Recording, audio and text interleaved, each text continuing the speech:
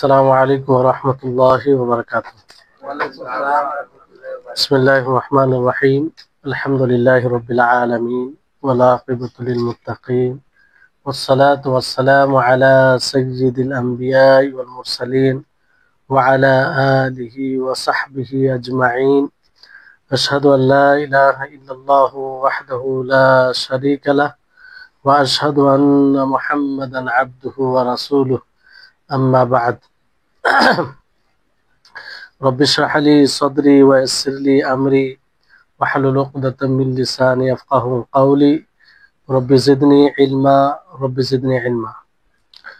সম্মানিত আজকের ক্লাসে উপস্থিত সুপ্রিয় ভাই সকল, ইবাদত সেই মহান আল্লাহ তাআলার জন্য, যিনি আমাদের সকলকে সৃষ্টি করেছেন এবং আমাদের কল্যাণের পথ দেখানোর জন্য রাসূল প্রেরণ করেছেন, যে রাসূলের মাধ্যমে আল্লাহ তাবারক ওয়া তাআলার প্রদত্ত শরীয়তকে পেয়েছি। তারপরে অসংখ্য দরুদ ও সালাম বর্ষণ হোক সেই রাসূলের উপরে, যিনার মাধ্যমে আমরা আল্লাহ তাবারক ওয়া তাআলার শরীয়তকে বুঝতে পেরেছি কিংবা বোঝার প্রচেষ্টা করি। তাই আমরা সকলে বলি আল্লাহুম্মা সাল্লি আলাইহি আল্লাহুম্মা বারিক আলাইহি। আজকে ইনশাআল্লাহ শনিবার, প্রতি শনিবারেই আমরা হাদিস নিয়ে আলোচনা করি। আর হাদিসে ইমাম নববী রাহিমাহুল্লাহর বই আল আরবাঈন আন-নববী পড়ে থাকি। আজকে প্রায় আপনার 38 নম্বর দর্স, আজকের হাদিস নম্বর 25। এই হাদিসের কিছু অংশের আমরা ব্যাখ্যা বিশ্লেষণ পূর্বের ক্লাসে জেনেছি। অতি চমৎকার হাদিস। আজকে বাকি অংশটা পড়বো ইনশাআল্লাহ। ওমা তৌফিক ইল্লা বিল্লাহ।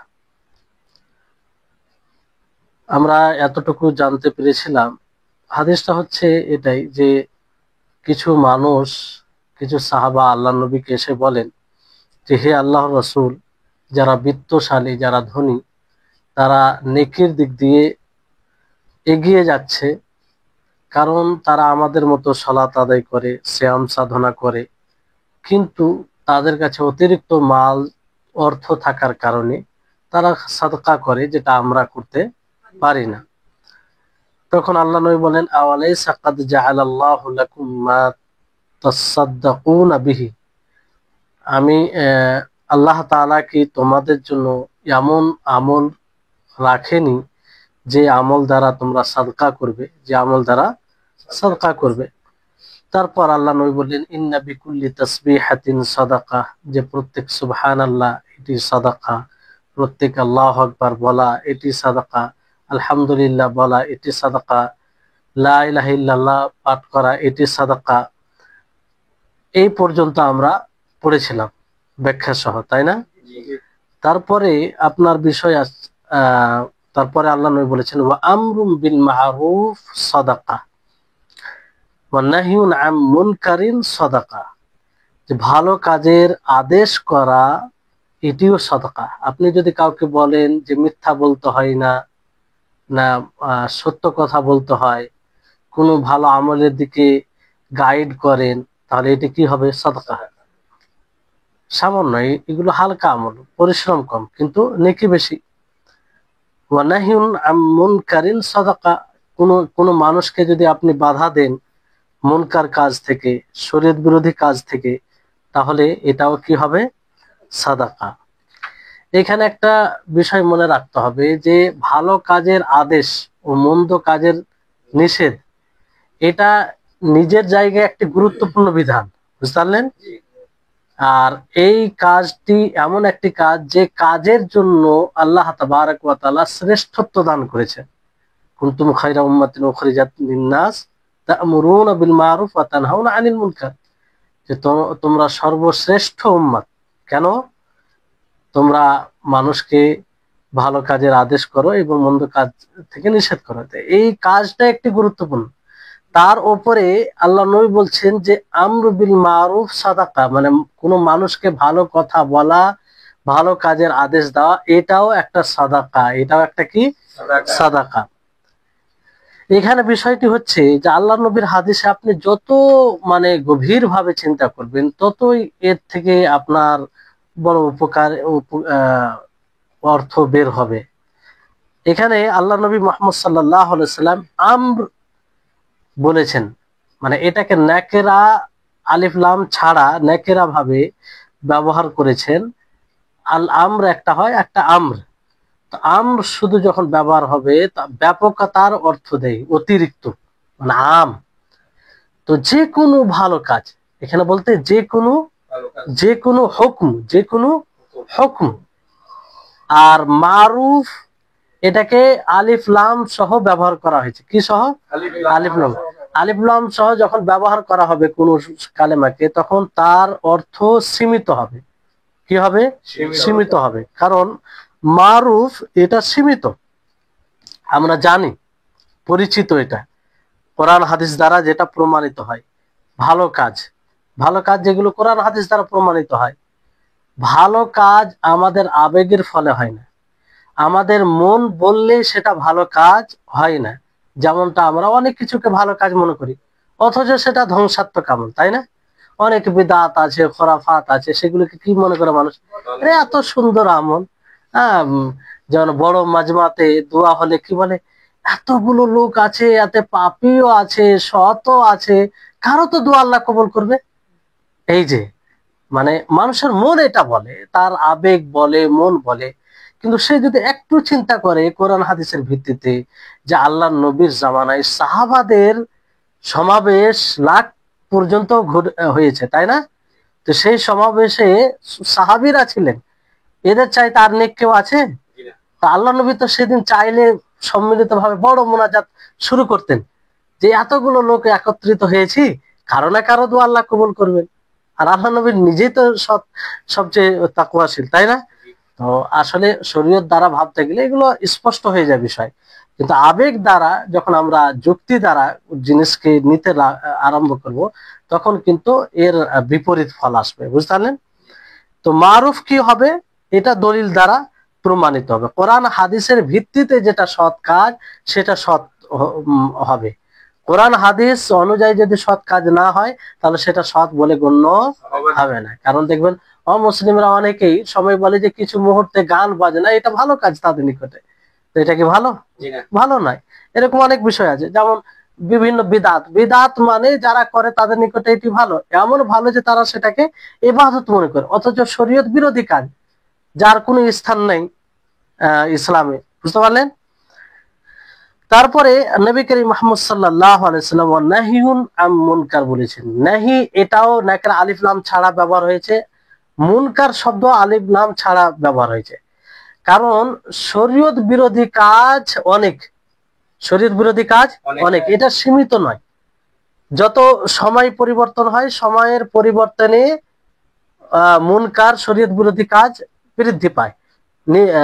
সময় সময় যত ঘনিয়ে আসে, যত বাড়ে, তত নিত্য নতুন ফিতনা আসে কি আসে না? এখন যেমন মোবাইলের ফিতনা, পূর্ব মোবাইলের ফিতনা ছিল না, তাই না?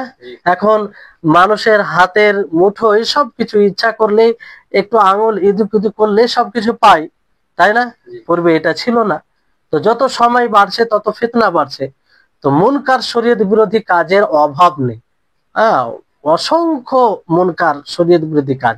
ফলে এটা নাকেরা আলিফ লাম ছাড়াই আল্লাহ নবী বলেছেন যে যে কোনো মুনকার কাজ, শরীয়ত বিরোধী কাজ, তা থেকে নিষেধ করা, এটা কি? এটা কি? এটা সাদাকা। এটা কি? সাদাকা, বুঝতে পারলেন?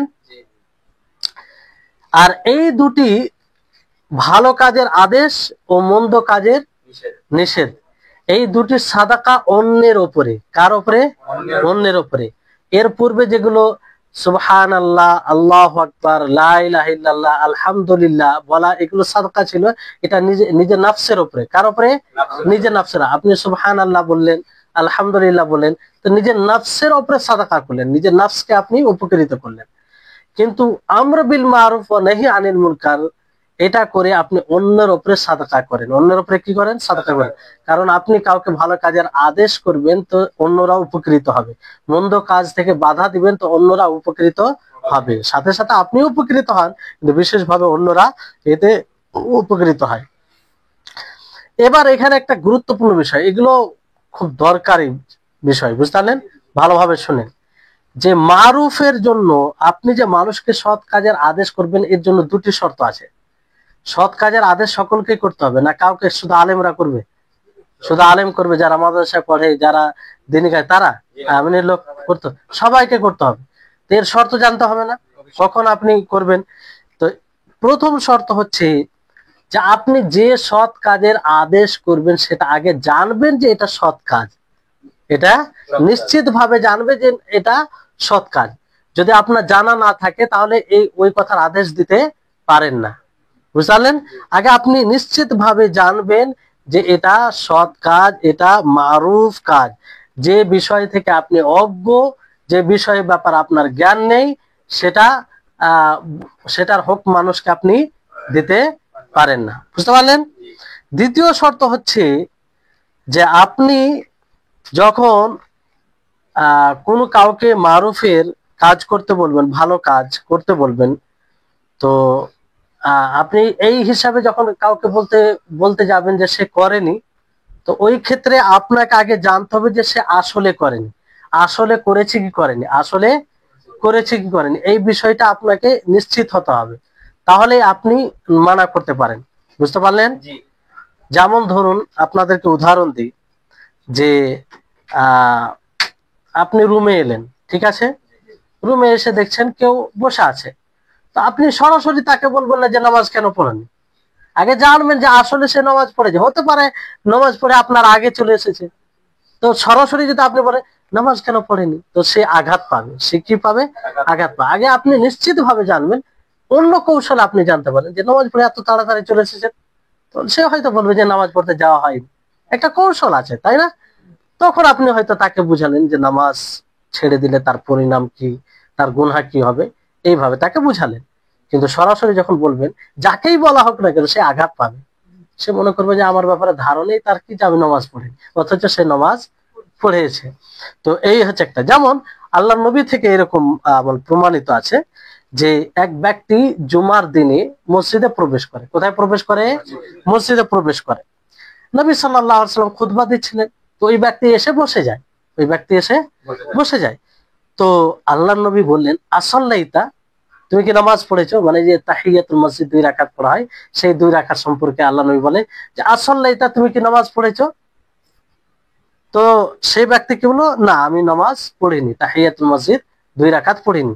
তখন আল্লাহ নবী বলেন যে কুম ফাসাল্লি রাকাতাইনি ওয়া তাজাওয়াজা ফিহিমা, যে তুমি দাঁড়াও এবং 2 রাকাত সালাত আদায় করো, মানে তাহিয়াতুল মসজিদে। তো এই হাদিস আপনারা লক্ষ্য করলেন যে আল্লাহ নবী সরাসরি তাকে বললেন যে তুমি নামাজ পড়ো, আগে জিজ্ঞাসা করলেন যে তুমি নামাজ পড়েছো। আল্লাহ নবী আগে নিশ্চিত হলেন যে নামাজ পড়েছে কি পড়েনি, সরাসরি বলেন। আল্লাহ নবী তিনি তো সবচেয়ে উত্তম, তিনি বলতে পারতেন যে তুমি নামাজ পড়ো, কিন্তু না, আগে বললেন যে আসল্লাই, তো তুমি নামাজ পড়েছো। যখন সে বললো যে আমি পড়িনি, নিশ্চিত হলেন, তখন আল্লাহ নবী আদেশ দিলেন যে হ্যাঁ তুমি নামাজ পড়ে নাও। তাহলে এখান থেকে শিক্ষা পাওয়া যাচ্ছে যে আমরা যাকেই মারুফ কাজের কথা বলি, ভালো কাজের কথা বলি, সে যদি না করে, এই জন্য আমরা বলে থাকি, তাহলে আগে জানবো যে সে আসলে করেনি। তাহলে প্রথম শর্ত কি জানলাম যে মারুফ, এটা মারুফ কি মারুফ নাই এটা জানতে হবে, ভালো কাজ না ভালো নয় এটা জানতে হবে, নিশ্চিত হতে হবে। আমি জানি না, বলে দিলাম যে এটা ভালো কাজ করতে হবে, এটা শরীয়ত অনুমতি দেয় না। তারপর দ্বিতীয় শর্ত কি, আপনি যাকে বলবেন তার ব্যাপারে নিশ্চিত হবেন, বুঝলেন?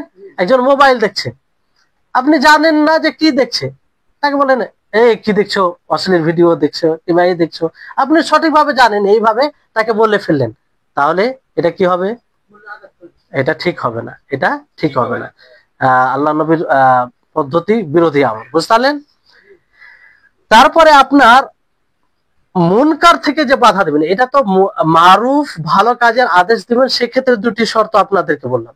মুনকার মন্দ কাজ থেকে কাউকে বাধা দিবেন, সেখানে দুটি শর্ত আছে। এগুলো লক্ষ্য রাখতে হবে, না হলে আমরা অনেক সময় ভালো কাজ করতে গিয়ে গুনাহ করে নেবো, কাউকে কষ্ট দিয়ে ফেলবো না জানার কারণে। বুঝলেন? তো কি কি শর্ত এখানে? প্রথম শর্ত হচ্ছে, তিনটি শর্ত আছে এখানে। প্রথম শর্ত হচ্ছে যে আপনি জানবেন যে কাজ থেকে, যে শরীয়ত বিরোধী কাজ থেকে, আপনি যেটাকে শরীয়ত বিরোধী মনে করছেন, গুনাহ মনে করছেন, পাপ মনে করছেন, আপনি সেই ব্যাপার আগে জানবেন যে এটি পাপ, এটি কি পাপ, এটি গুনাহ, এটি দ্বারা আল্লাহর অবাধ্য হয়, শরীয়তের বিরুদ্ধাচারণ হয়, এইটা নিশ্চিত ভাবে জানবেন। আর কিসের দ্বারা জানবেন? কোরআন হাদিস দ্বারা জানবেন, কোরআন হাদিসের ভিত্তিতে জানবেন। আপনার ইচ্ছা বললো, আপনার প্রবৃত্তি, আপনার নাফস বললো, কিংবা আপনি পছন্দ করেন না এই জন্য বলে দিলেন না, আপনার ভিত্তি হবে কোরআন হাদিস।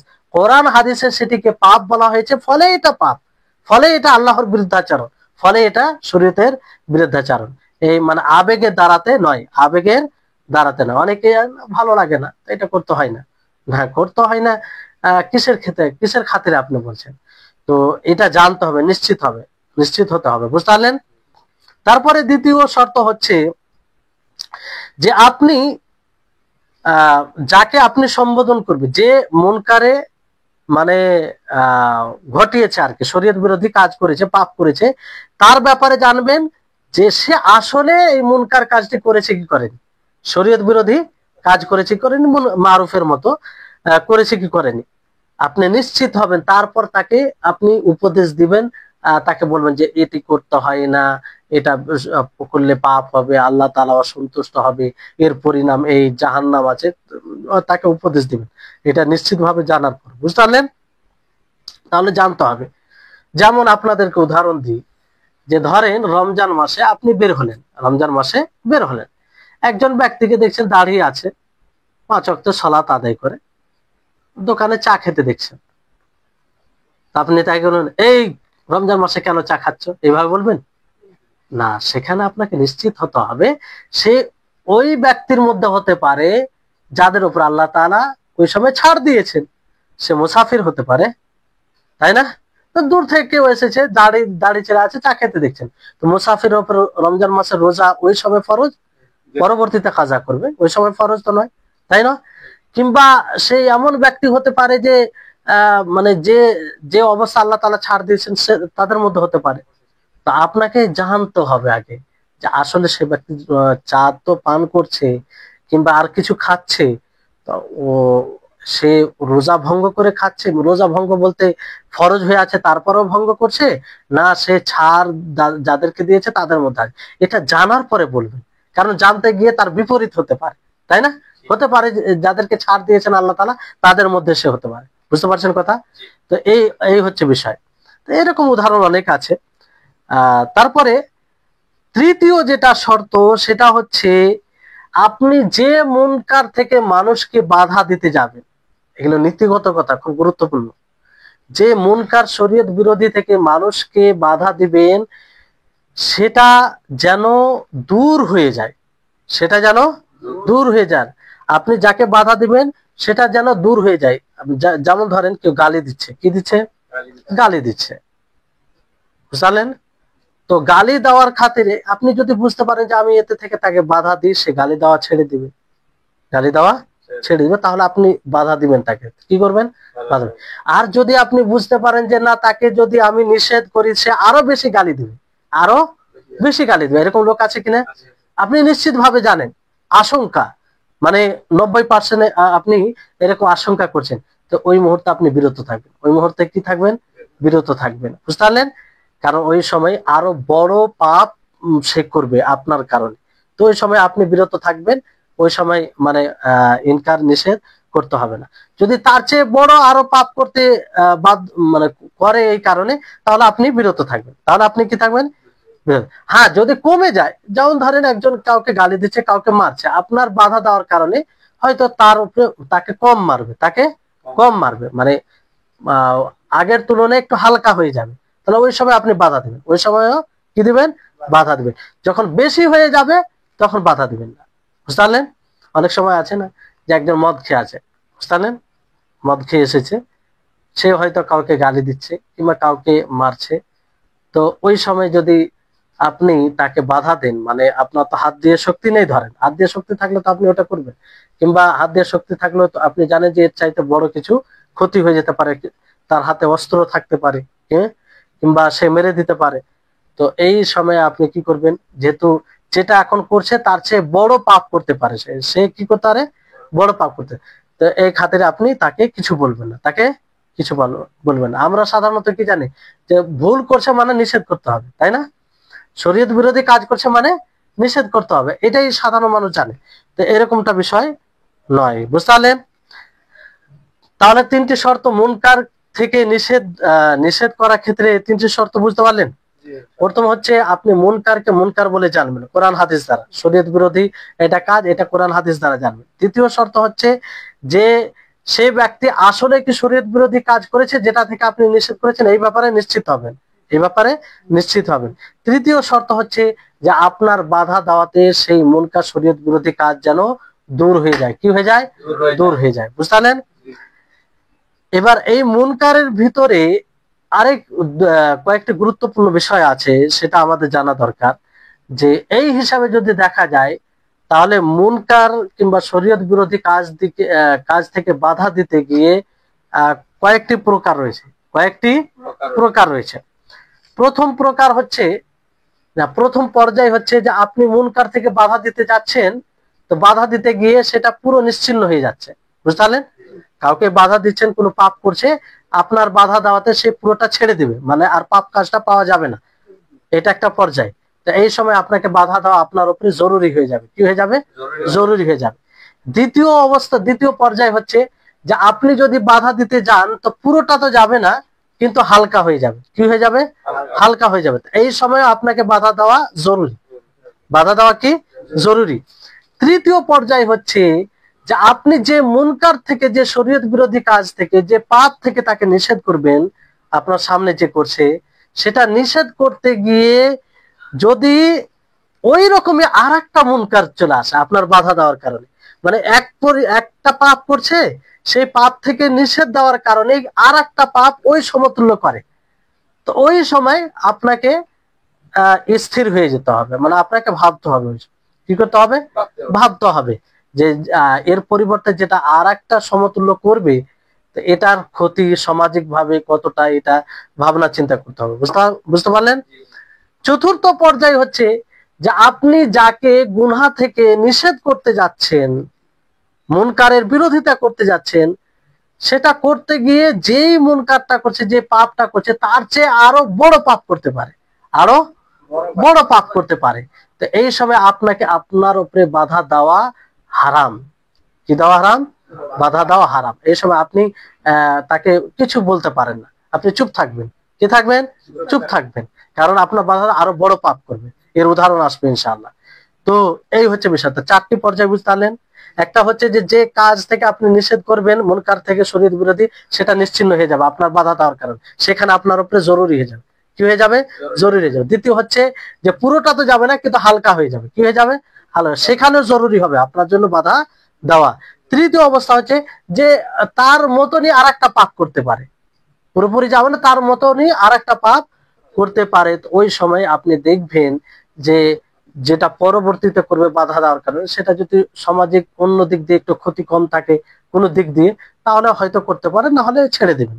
তা না হলে কি করবেন? ছেড়ে দিবেন। চতুর্থ অবস্থা হচ্ছে যে তার চেয়ে বড় পাপ যদি করে, বড় পাপ করে। এই সব কথা যে বলা হলো, এগুলো দলিলের ভিত্তিতে, দলিলের বাইরে নয়, সবকিছুর জন্য প্রমাণ আছে, বুঝতে পারলেন? আপনি কাউকে শরীয়ত বিরোধী কাজ করলে তাকে বাধা দিবেন, এর দলিল তো অনেক আছে। আল্লাহ তাআলা তো সরাসরি তার আদেশ দেন। আর দ্বিতীয় কথা হচ্ছে যে তাআওয়ানু আলাল বির, হ্যাঁ, তাআওয়ানু আলাল বিররি ওয়াত তাকওয়া, যে তাকওয়ার কাজে, সৎ কাজে তোমরা একে অপরকে আদেশ দাও, বুঝতে পারলেন? আর বিষয়টা হচ্ছে যে তাকওয়ার কাজে বলতে কাউকে যদি আপনি বাধা দেন, কাউকে বাধা দেন, আপনার জন্য যদি বেঁচে যায়, তো তার তাকওয়া অবলম্বনে আপনি সহযোগী হলেন, তাই না? সহযোগী হলেন। তারপর আরো দলিল আছে, ওয়াল তাকুম মিনকুম উম্মাতুন ইয়াদউনা ইলাল খায়র, এটা দলিল আছে সূরা আলে ইমরান 104 নম্বর আয়াত। তারপরে আপনার যে ধরেন হালকা যদি হয়ে যায়, আপনার বাধা দেওয়ার কারণে কমে যায়, তাহলে আপনি বাধা দিবেন, আপনি বাধা দিবেন, যেগুলো পূর্বের দলিল থেকে প্রমাণিত হয়। যদি যে পাপ থেকে আপনি বাধা দিতে যাবেন তার চেয়ে বড় পাপ করে, তো ওই সময় আপনি বাধা দিবেন না। এর দলিল কি? যেমন একটি আয়াতে আল্লাহ তাআলা বলেন, সূরা আনামের 108 নম্বর আয়াত, যে ওয়ালা তাসুব্বুল্লাযীনা ইয়াদউনা মিন দুনিল্লাহি ফায়াসুব্বুল্লাহা আদওয়াম বিগাইরি ইলম, যে তোমরা তাদেরকে গালি দিও না যারা আল্লাহ ব্যতীত অন্য কাউকে ডাকে, কারণ তাদেরকে যদি তুমি গালি দাও তো তারাও আল্লাহকে গালি দিবে। তো অথচ বাস্তবে যদি দেখা যায় তাদেরকে গালি দেওয়া মন্দ নয়। গালি মানে কি? মন্দ কথা বলা, মন্দ কথা বলা, এটা কোনো দোষণীয় বিষয় নয়। কিন্তু যদি এটা আপনি করতে যান, এটা করতে যান, তো তার বিপরীতে তারাও গালি দিবে কি দিবে না? তো গালি দেওয়ার আপনি মাধ্যম হলেন। তো একটা কাজ করতে গিয়ে আরো একটা বড় মানে বিষয় হয়ে যাচ্ছে, বুঝলেন? এই জন্য রাস্তাকেই বন্ধ করে দেওয়া হয়েছে। তো এই আয়াত থেকে এটা স্পষ্ট হয়, যদি এরকম হয় যে কোনো মুনকার থেকে আপনি বাধা দিতে যাচ্ছেন, বাধা দিতে গিয়ে দেখা গেল যে আরো সে বড় পাপ করছে, আরো বড় পাপ করছে, তো ওই সময় আপনি বিরত থাকবেন। কি থাকবেন? হ্যাঁ, এর একটি সুস্পষ্ট উদাহরণ এটা, যে শেখুল ইসলাম ইবনে তাইমিয়া রাহিমাহুল্লাহ তিনি যাচ্ছিলেন তার ছাত্রদেরকে নিয়ে। তো কোনো এক ছাত্র ওই সময় তাতারি মানে একটা সম্প্রদায়, তারা মানে হামলা মুসলিমদের উপরে কি করছিল? আক্রমণ করছিল, মুসলিমদেরকে হত্যা, নানা রকম অত্যাচার তারা করছিল। তো শেখুল ইসলাম ইবনে তাইমিয়া রাহিমাহুল্লাহ তার ছাত্র কিছু লোককে দেখে যে তারা মদ পান করছে। কি করছে? মদ পান করছে আর আমোদ ফুর্তি করছে, ফাসিকি কাজ, প্রকাশ্যভাবে গুনাহ কাজ করছে। তো তার ছাত্রগণ কিংবা তার সাথে যারা ছিল তারা বলল যে তাদেরকে বাধা দেওয়া উচিত, আমাদের তাদেরকে বাধা দেওয়া উচিত। তো শেখুল ইসলাম ইবনে তাইমিয়া রাহিমাহুল্লাহ নিষেধ করেন যে না, তাদেরকে বাধা দিতে হবে না, কারণ এখন তারা মদ্যপানে ব্যস্ত, এটা তাদের পর্যন্ত সীমিত, তাদের পর্যন্ত সীমিত। এরা যদি মদ পান করা ছেড়ে দেয়, তো এদের যে সাথীগণ, এদের লোকেরা যেভাবে মুসলিমদেরকে অত্যাচার করছে, সেভাবে এরাও অত্যাচার করবে, মুসলিমদেরকে হত্যা করবে। তো কোনটা বড়? মদ পান করা বেশি বড় না মুসলিমদেরকে হত্যা করা বেশি বড়? হত্যা করা এটা বেশি বড়। তো ওইটা যাতে না হয়, সেই জন্য ইনকারে মুনকার, শরীয়ত বিরোধী কাজের বিরোধিতা শেখুল ইসলাম ইবনে তাইমিয়া রাহিমাহুল্লাহ নিষেধ করেন। এই ছিল দূরদর্শিতা। তা আমাদেরকে ইসলামের কাজ করতে গিয়ে, দাওয়াতের কাজ করতে গিয়ে এই দূরদর্শিতা অবলম্বন করতে হবে। বড় দুঃখ হয় যে অনেক সময় আমাদের সমাজে কিছু মানুষ এই দাওয়াত ও তাবলীগের কাজে আগ্রহী, তো দূরদর্শিতা না থাকার কারণে অনেক বিপরীত ফল আসে, অনেক বিপরীত ফল আসে।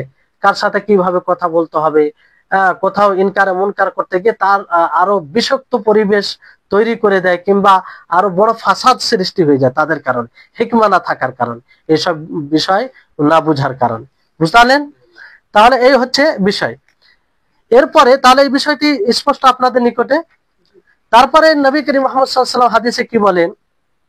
যে ওয়াফি বুদঈ আহাদিকুম সাদাকা। চমৎকার হাদিস, ভালো করে শুনেন।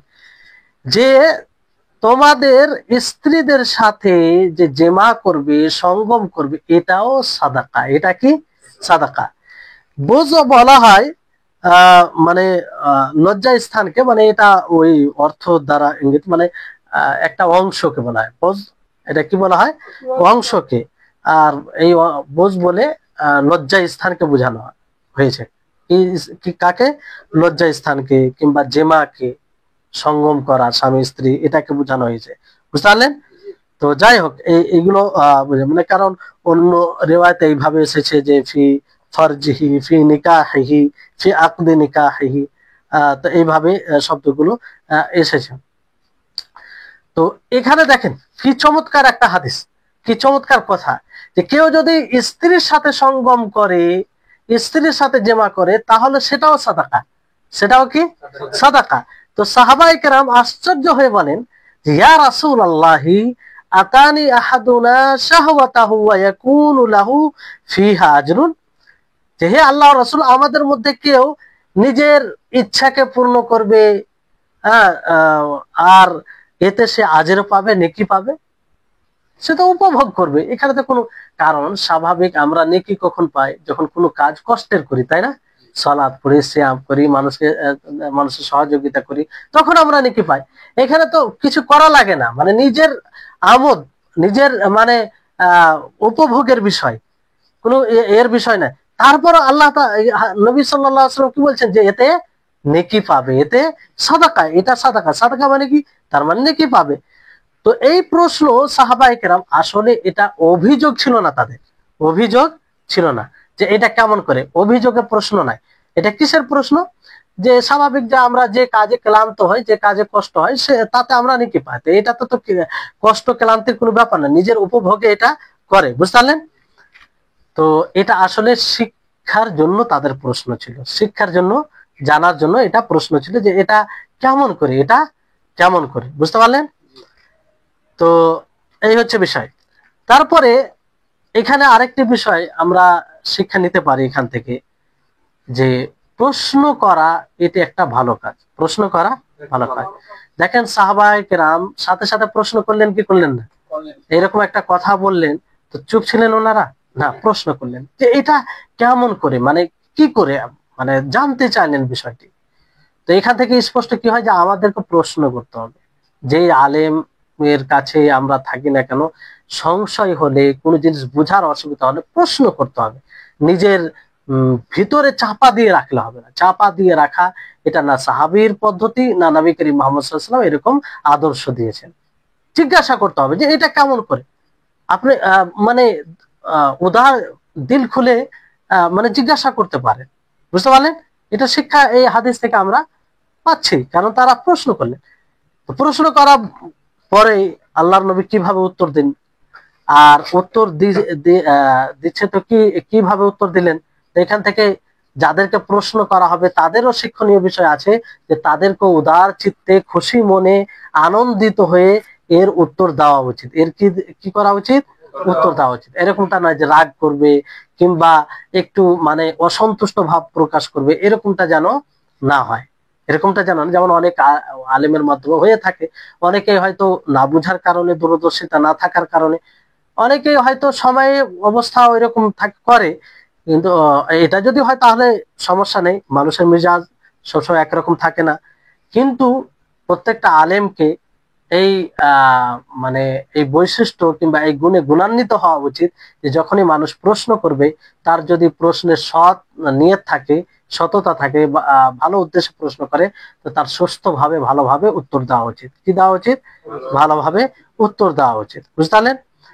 তবে প্রশ্ন কিভাবে করতে হবে, যারা প্রশ্ন করবে শিখার উদ্দেশ্যে যেন প্রশ্ন করে। কিসের উদ্দেশ্যে, অনেকেই প্রশ্ন করে মানে নিজেকে বড় প্রকাশ করার জন্য, যে আমি জানি, হ্যাঁ, কিংবা সামনে যে আলেম যাকে প্রশ্ন করায় তাকে ফাঁসাবার জন্য, তাকে হীন করার জন্য, ছোট করার জন্য, যে আমি এই প্রশ্নটা করব, উত্তর দিতে পারবে না, মানুষ জানতে পারবে যে কিছু জানে না, বুঝতে পারলেন। তা এইরকম উদ্দেশ্য থাকলে এইরকম প্রশ্ন উত্তর দেওয়াই উচিত নয়। যখন মানুষ কোনো আলেম বুঝে যাবে কারো প্রশ্নের এরকম উদ্দেশ্য, লক্ষণ পাওয়া যাবে, তো তাকে বিরত থাকা উচিত, উত্তর দেওয়াই উচিত নয়, বুঝতে পারলেন, কারণ তার সৎ উদ্দেশ্য নয়।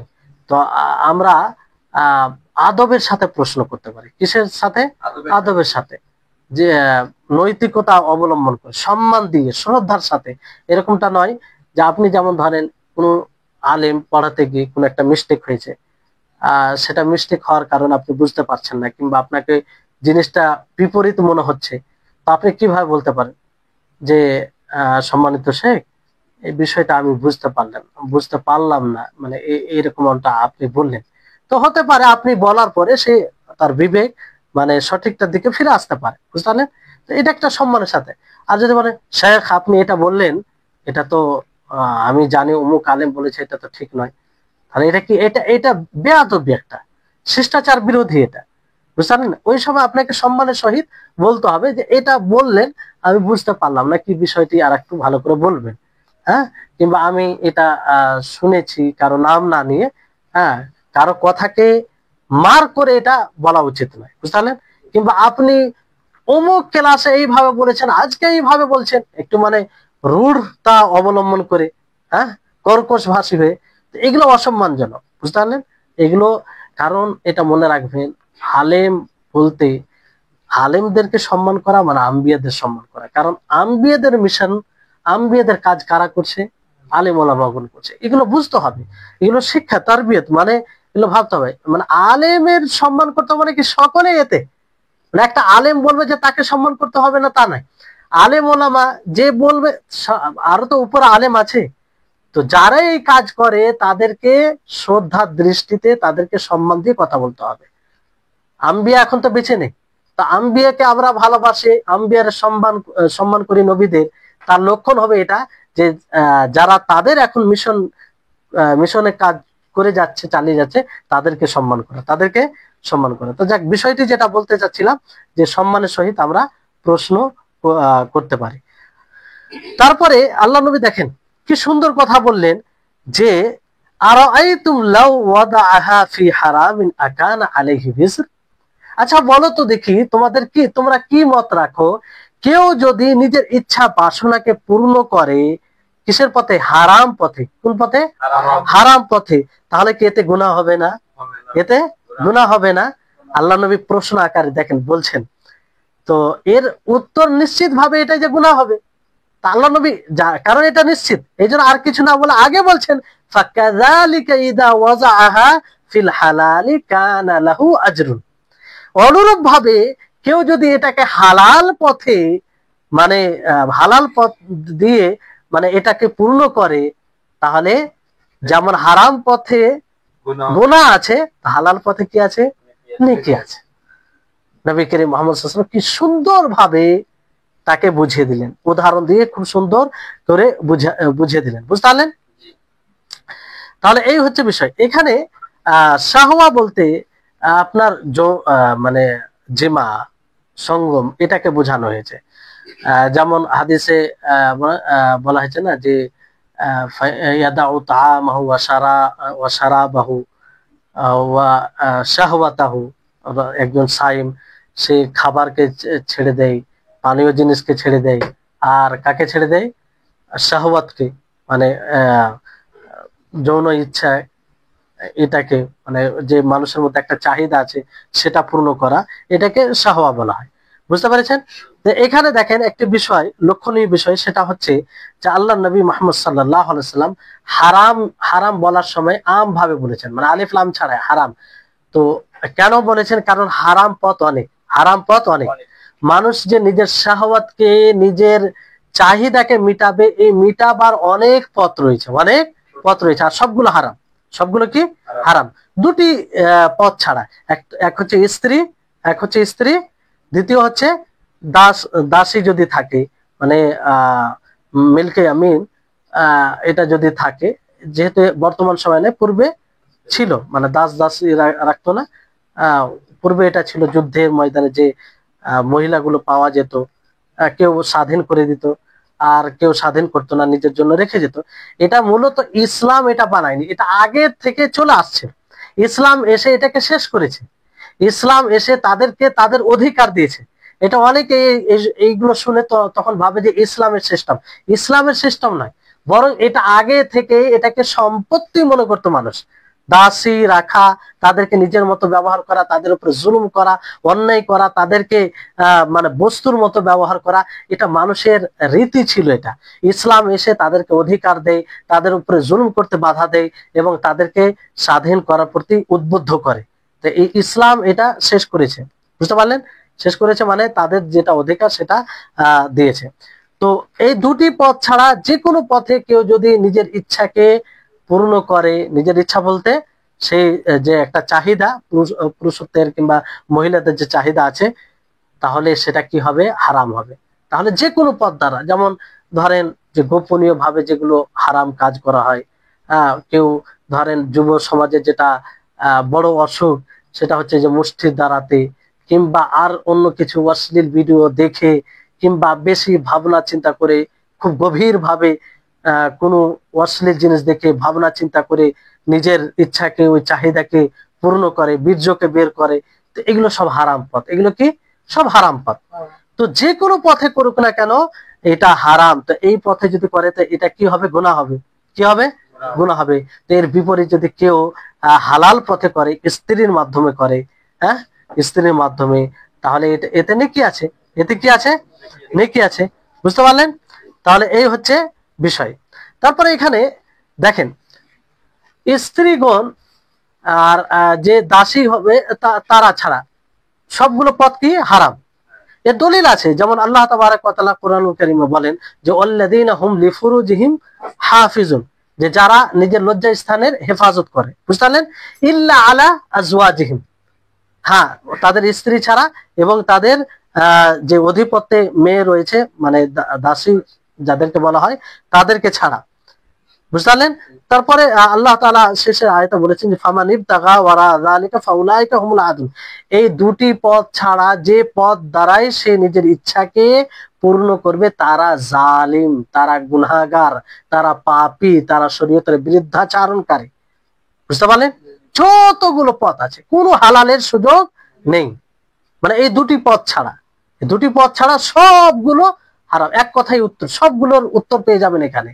মানে যে যত করে, অনেকে প্রশ্ন করে যে একাই থাকে, পরিবার ছেড়ে থাকে, উত্তেজিত হয়, নিজেকে নিয়ন্ত্রণে রাখতে পারে না, ফলে এইভাবে এটা করে, যে এটা কি হবে? তো এর মধ্যে সব উত্তর পেয়ে গেলেন কি পেলেন না? যে দুটি পথ ছাড়া সব হারাম, সব হারাম। তাহলে এখানে মানে বোঝা যাচ্ছে যে হালালের পথ সংকীর্ণ, হালালের পথ সংকীর্ণ, দুটি পথ, এটা স্ত্রী আর আরেকটা যেটা বলা হলো। আর হারামের পথ অসংখ্য। এই জন্য আল্লাহ নবী ব্যাপকতার সাথে বলেছেন। বুঝতে পারলেন? তাহলে আর এখানে আরেকটি বিষয় আপনাদেরকে বলি, যে এখানে আল্লাহর নবী কিয়াস করেছেন। কি করেছেন? কিয়াস মানে অনুমান করেছেন। আপনারা শুনেছেন কি শুনেননি? কিয়াস অনুমান করা, কিয়াস একটি হুজ্জাত, দলিল। যেমন কয়টি দলিল আছে ইসলামে? হ্যাঁ, কোরআন, হাদিস, ইজমা, কিয়াস, চারটি দলিল। তো এই হাদিস থেকে দলিল উপস্থাপন করে। আরো দলিল আছে, এই হাদিস থেকে দলিল উপস্থাপন করা হয় যে কিয়াস হুজ্জাত। কিয়াস কি? হুজ্জাত। আল্লাহ নবী কিয়াস করলেন কি করলেন না?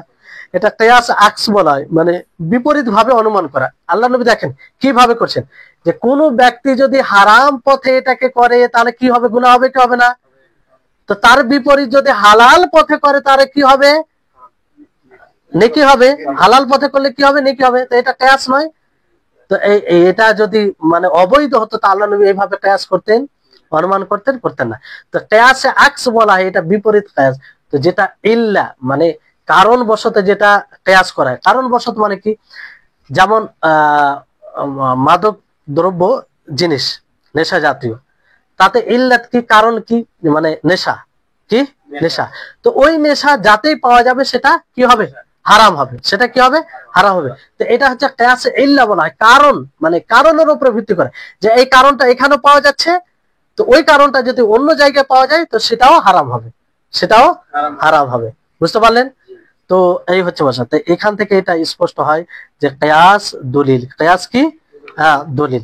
তারপরে উলামায়ে কেরাম এটা স্পষ্ট করেছেন যে কোন সাইম, হাদিস থেকে উলামাগণ বলেছেন কোন সাইম রোজা যে রাখে, সে যে কোনো আকারে যদি নিজের বীর্যকে বের করে, হ্যাঁ নিজের বীর্যকে বের করে, তাহলে তার রোজা কি হবে? ভঙ্গ হয়ে যাবে। কিন্তু তাকে কি কাফারা মুগাল্লাজা দিতে হবে? হ্যাঁ, না, কাফারা মুগাল্লাজা হতে নেই। কাফারা মুগাল্লাজা, কাফারা তাতে রয়েছে যেটা স্ত্রীর সাথে সহবাস করে হয়। বুঝতে পারলেন? হ্যাঁ, কিন্তু এমনি যদি করে তো গুনাহগার হবে, কাবীরা গুনাহ হবে যে কোনো ভাবে, এই দুটি পথ ছাড়া। বুঝলেন? কেউ যদি ধরেন যে কিছু করেনি, কিন্তু গভীর ভাবে চিন্তা করে, ভাবনা চিন্তা করে শরীর উত্তেজিত হয়ে বীর্যপাত হয়ে যায় তার, তাহলে এতেও তার রোজা ভঙ্গ হয়ে যাবে এবং সে গুনাহগার হবে। সে তাদেরই অন্তর্ভুক্ত হবে যারা অন্য পথ দিয়ে, সেটা মুষ্টির মধ্যে হোক কিংবা আর কিছু পথ অবলম্বন করে সেই মতো তার গুনাহ হবে, সেই মতো তার কি হবে? গুনাহ হবে। কারণ ইচ্ছাকৃত ভাবে ভাবনা চিন্তা করে এটা সে বীর্যপাত করেছে। বুঝলেন? এখানে আরেকটি গুরুত্বপূর্ণ বিষয় আপনাদেরকে বলি, যে এখানে তো বলা হলো যেহেতু হাদিসের সাথে সম্পৃক্ত, পরবর্তীতে আর আলাদাই করা যাবে না, তো বলে দিই আপনাদেরকে। আচ্ছা, কেউ যদি স্ত্রীর সাথে সহবাস করে, নিয়ত করে না, কোনো নিয়ত ছাড়াই স্ত্রীর সাথে সহবাস করে, এতে নেকি পাবে কি পাবে না? নেকি পাবে কি পাবে না? নেকি পাবে না? নেকি পাবে, হাদিস থেকে তো বোঝা যায় নেকি পাবে। আল্লাহ নবী বলেন যে হারাম পথে যদি এটা করে তাহলে কি হবে, গুনাহ হবে, হালাল পথে করলে কি হবে, নেকি হবে। তো এখানে নিয়তের কথা আল্লাহ নবী বলেছেন, বলেনি। তার মানে কেউ স্ত্রীর সাথে সঙ্গম যদি করে কোনো নিয়ত ছাড়াই, কোনো নিয়ত ছাড়াই, তাহলে নেকি পাবে। সেটা কি নেকি কয়েক দিক থেকে পাবে। দেখেন, একটা নেকি হচ্ছে যে মানুষ আদিষ্ট যে সে হালাল পথে এটা নিজের ইচ্ছাকে পূর্ণ করবে, হালাল পথে নিজের ইচ্ছা, তো এটার উপর পালন করলো কি করলো না। হ্যাঁ, দ্বিতীয় হচ্ছে যে এই সঙ্গম করতে গিয়ে সে নিজের নাফসের উপরে ইহসান করে, মানে তার ইচ্ছা পূরণ হয়, তারপরে স্ত্রীর ইচ্ছা পূর্ণ করে, তাই না? তো এতে তার উপরে ইহসান করলো কি করলো না। তার উপরে যদি এটা ইহসান না করতো তাহলে সে হয়তো হারাম কাজ করতে বাধ্য হতো, তাই না? হারাম কাজ করতে বাধ্য হতো। তো এই কারণে নেকি পাবে। তো এখান থেকে বোঝা যায়। তবে একটা বিষয় মনে রাখবেন যে যত আপনি নেকি মানে নিয়ত করবেন তত নেকির অধিকারী হবেন। এই জন্য নিয়ত হচ্ছে যারা জানে তাদের জন্য আল্লাহর সাথে সুকৌশলে ব্যবসা করা। সুকৌশলে কি ব্যবসা করা, যেমন ব্যবসা করতে গিয়ে আপনি সুন্দর সুন্দর টেকনিক অবলম্বন করেন যে বেশি করে যেন বেনিফিট আসে, লাভ আসে। তা আপনি আল্লাহর সাথে ব্যবসা করতে গিয়ে এগুলো টেকনিক ব্যবহার করতে পারেন। যেমন স্ত্রীর সাথে সঙ্গম করতে গিয়ে আপনি নিয়ত করেন যে আপনি শরীয়ত পদ্ধতিতে এই ইচ্ছাকে পূর্ণ করছেন। আপনি নিয়ত করেন যে আপনার সৎ সন্তান হবে, বুঝতে পারলেন? আপনি নিয়ত করেন যে যাতে আমি নিজেকে পবিত্র রাখতে পারি হারাম কাজ থেকে। তাহলে যত আপনি নেকি মানে নিয়ত করছেন তত আপনি নেকির অধিকারী হবেন, তত আপনি নেকির অধিকারী হবেন, বুঝতে পারলেন? তাহলে এই হচ্ছে বিষয়। তারপরে হাদিস থেকে যেটা আরেকটি গুরুত্বপূর্ণ বিষয় আমরা বুঝতে পারলাম, সেটা হচ্ছে যে নবী করিম মুহাম্মদ সাল্লাল্লাহু আলাইহি সাল্লাম শিক্ষা প্রদানে উত্তম পদ্ধতি। আল্লাহ নবী দেখেন কিভাবে উদাহরণ দিয়ে কি সুন্দর পদ্ধতিতে সাহাবীকে বুঝালেন, তাই না? হ্যাঁ, তো এইরকম পদ্ধতি আমাদেরকে এই আদর্শ গ্রহণ করতে হবে। আর সর্বোপরি বিষয় এটা যেটা সূক্ষ্ম বিষয় প্রমাণিত হয় এটা থেকে, সেটা হচ্ছে যে যে বিষয়ে সাহাবায়ে কেরাম জিজ্ঞাসা করেনি অথচ সাহাবায়ে কেরামদের সামনে আল্লাহ নবী উপস্থাপন করেছে, তারপরও তিনারা জিজ্ঞাসা করেনি, তো সেই সম্পর্কে জিজ্ঞাসা করা কি বিদআত। কি বললাম? বিদআত। যেমন আল্লাহ তাবারক ওয়া তাআলার নাম ও গুণ সম্পর্কে আল্লাহ সাহাবীদের সামনে বিবরণ হয়েছে কি হয়নি? করেছেন আল্লাহ নবী। তারপরে কি কোন সাহাবী জিজ্ঞাসা করেছেন? অথচ উহ্য তখনও ছিল, কারণ এগুলো গায়বী বিষয়, আখিরাতের অনেক বিষয় গায়বী। তারপরে ওনারা প্রশ্ন করেনি, তার মানে এগুলো ব্যাপারে প্রশ্ন করাটা এখন কি বিদআত।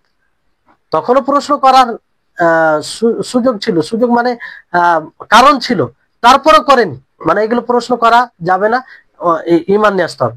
তা আজকেও সেসব বিষয়ে প্রশ্ন করা যাবে না। তাই হচ্ছে এই হাদিসের ব্যাখ্যা আপনারা শুনলেন। আরো যদি আমরা এই সাগরে ডুব দিই তো আরো অনেক কিছু বের হবে।